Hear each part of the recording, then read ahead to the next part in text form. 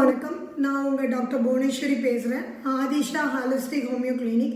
இன்றைக்கி நான் சொல்லணும்னு நினைக்கிறது என்ன அப்படின்னா, ஹோமியோபதியை 2 முறைகளில் எடுக்கக்கூடாது.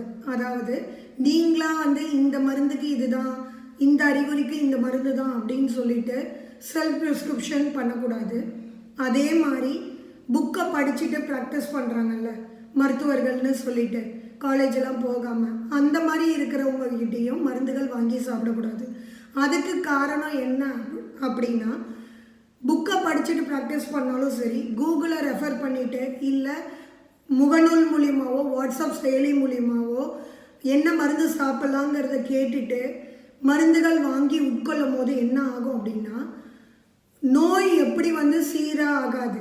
என்ன காரணங்கள் அப்படின்னா, அந்த மருந்தோட அறிகுறி மட்டும்தான் அவங்களுக்கு தெரியுமே தவிர உங்களோட நோயோட அறிகுறி என்னங்கிறது அவங்களுக்கு தெரியாது.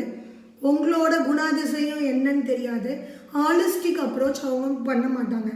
என்ன காரணம் அப்படின்னா, மனம் வேற, உடல் வேற, உங்களோட குணாதிசயங்கிறது வேற கிடையாது.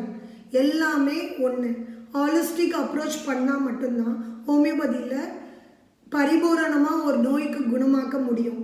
அது நாள்பட்ட நோயாக இருந்தாலும் சரி, சின்ன சின்ன பிரச்சனை, ஒவ்வாமையாக இருக்கிற சளி, ஜுரம், வாந்தி, இல்லை வயிற்றுப்போக்கு எதுவாக இருந்தாலும் சரி. அதனால் தயவு செஞ்சு யாரும் தானாக மருந்து எடுக்காதீங்க. தகுதியான மருத்துவர்களை அணுகி எடுங்க. அப்படி எடுத்தால் மட்டும்தான் ஹோமியோபதி சிறந்த பலனாக உங்களுக்கு கொடுக்கும். நன்றி.